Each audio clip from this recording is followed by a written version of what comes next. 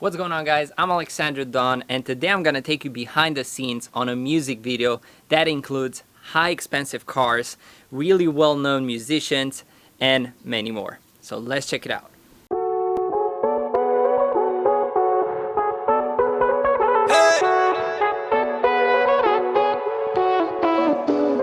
Îți plac banii, dar nu de-aia mă iubești, recunoaște mami. Îți place așa de mult ca nu să te placă fanii. Bițurile toate sunt pe tine, vai mami, oh vai mami. Îți plac banii, dar nu de-aia mă iubești, recunoaște mami. Îți place așa de mult ca nu să te placă fanii. Bițurile toate sunt pe tine, vai mami, oh vai mami, oh.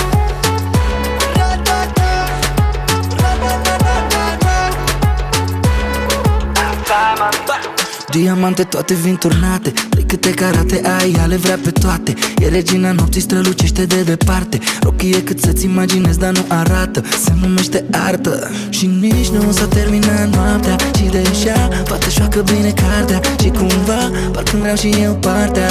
Și că sportul face bine, chiar ajută sănătatea. Îți plac banii, dar nu de-aia mă iubești, recunoaște mami. Îți place așa de mult ca nu să te placă fanii. Bițurile toate sunt pe tine, vai mami, oh vai mami. Îți plac banii, dar nu de-aia mă iubești, recunoaște mami. Îți place așa de mult ca nu să te placă fanii. Bițurile toate sunt pe tine, vai mami, oh vai mami, oh.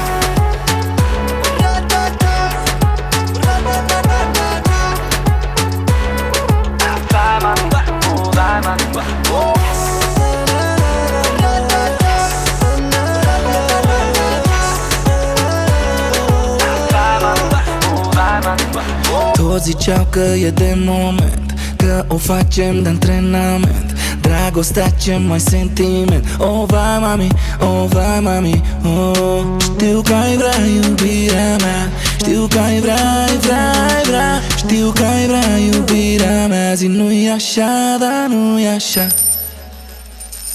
Îți plac banii, dar nu de-aia mă iubești, recunoaște mami. Îți place așa de mult ca nu să te placă fanii.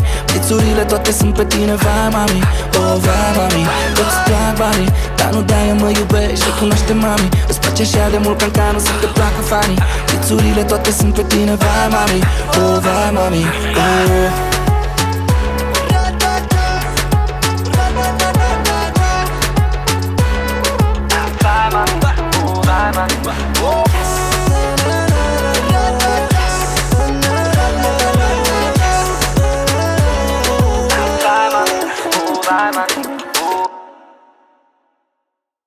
So guys, I really hope you enjoyed this video, and now it's time to go behind the scenes and show you how everything went down in order to shoot this. One thing that I want you to know is that I was only a director of photography on this one, so the director was one of my friends, Daniel Crista. He also has a YouTube channel, so I'm gonna link it down below. And now we're gonna go deep dive into behind the scenes and show you everything I did in order to make this work. And before we do that, I want you to subscribe to this channel because we're gonna be doing a lot more behind the scenes videos here, and you have the possibility to learn a lot from my experiences. So let's go behind the scenes. So one of the things that we did when we arrived to the location, which was not in my native town, it was around 300 kilometers from where I live, so we kind of had to drive there. And it took us like 3 and 4 hours to get there, but once we get there, we started with the things that we knew that we need to take, and that is drone shots. So I took out my Mavic 2 Zoom, which is the drone I've been using for quite a long time. I kind of have to upgrade to the new ones, but I was kind of waiting for DJI to announce something a little bit more pro than the Air, so I don't know. I'll guess I'm gonna have to wait and see or just upgrade to that one. But I was flying with the drone, and we got some establishing shots because the light was great, and we took advantage of that. So doing a few shots, everyone was quite impressed with my drone skills, I would say, which lately they are not so good anymore because I keep flying drones less and less, and I don't know why. It is a thing that at the beginning I was super excited about it, and now I'm less and less excited about it, so it's a little bit weird. But moving on to the things that I love the most, cameras, and what camera did I use and what lenses and all that. So as the title suggested, you already know that we use the Sony Fx6 and the Sony A7S3. So on the 6, since was a shoot with a director, we had to have a wireless transmission for the client in order to see what we were filming and give directions. So for that one, we used a Dwarf Connection wireless system, and as lenses, we used the DZO Vespet Primes, which, as you already know, if you're old to this channel, this set is one of my favorite lens sets to use on set, so we used that. On the gimbal side, we used the Sony A7S3 with a 16-35 with a variable ND on it and the DJI Ronin RS2. So it is a pretty simple setup. I always like to keep it simple, not complicated too much, and the setup worked great. Now, moving on to one of the first shots we did, which was kind of a scary. So we had like the latest model of the Rolls-Royce Phantom there, and that car is super expensive. It's like $500,000. And we just put the Tilta Hydra arm on it, which was kind of a scary situation, but the owner of the Rolls-Royce said okay, just do whatever you want, and we did. So we put the Tilta Hydra arm on it, and I put my Sony Fx6 because we had this moving shots where he sings and we see him through the window of the car, and I really love these shots. I think there are expensive shots, let's say. You don't see these shots every day, so I was really happy we were able to get this. And one thing that I did, because it was sunny, then cloudy and sunny again, so I wasn't able to fix my exposure to a point that I was loving, and I was in the car with the mixed panel 60 lighting him up in order to have a really nice exposure and make things look good. So that was another sketchy thing, because you enter a car that is very expensive with a light that can potentially damage some of the car interior. So so far things were going pretty scary, but I think like nothing happened and it was okay, but still a pretty tricky situation. And at some point I even put my Nanlite mixed panel 60 on the window, on the Hydra arm, which is something that I haven't seen with the Hydra arm. So I think we kind of did some like a first here, or we did something new, I don't know, you tell me. But we put the Hydra arm and the light through the window, and we had like this beautiful lighting coming in, so I was able to get shots from the inside of the car with the camera and my RS and make things look amazing. Moving on to the shots where I filmed some slow motions with the girl, and whenever I shoot 4K 120 FPS, I like to go handheld. It is pretty stable at 120 FPS, like whenever you film handheld at 120 FPS kind of looks on a gimbal, because the image is so slowed down.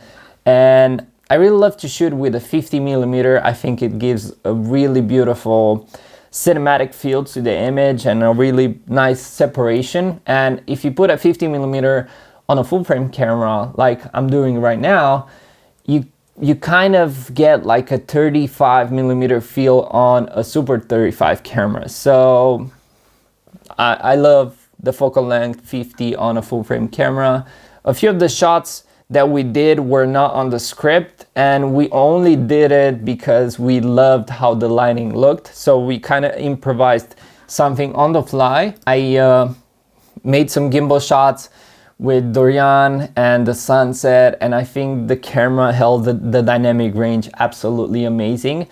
And even the focus, I was pretty impressed on how good the focus locked onto him, especially with having such a big backlight onto it. So I don't know if you guys know, but whenever you film with autofocus and you have backlight, the camera kind of struggles a little bit.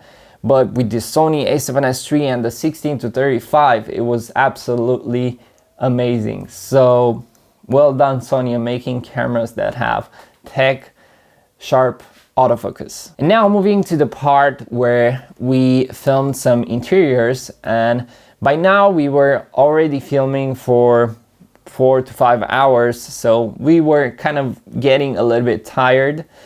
And in this location I kind of had a few difficulties because I couldn't make things to look the way I kind of wanted. Like, there are times when you go to a location and even if you have all the lights in the world and all the possibilities, you still struggle to get the look that you want. You still struggle to get something that it's pleasing to your eyes, and that is exactly what happened here with this scene.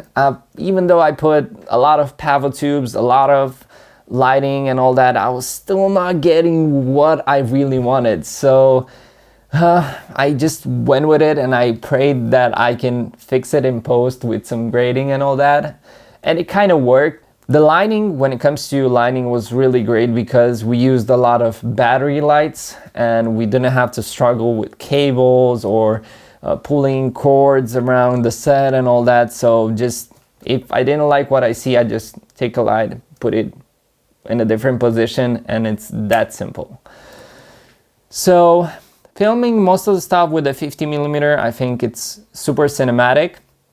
And for the bathroom scene where he cuts his hair, I only used 2 pavo tubes, one from one side and one from the other side, and one side was daylight and one side was red. And I think we got some pretty interesting shots that look pretty cinematic here because the location was more easy to light.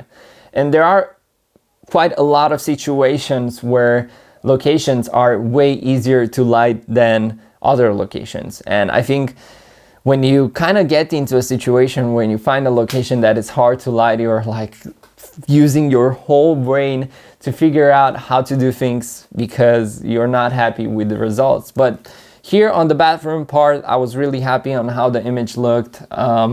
Everything was all good. And then after he cut his hair, we came back to do another scene with them into the restaurant because there is kind of a story around it, and he is 2 persons at the same time, 2 different characters, and one is with hair and one is with the haircut. And if you looked at the music video, I'm pretty sure you understand the idea.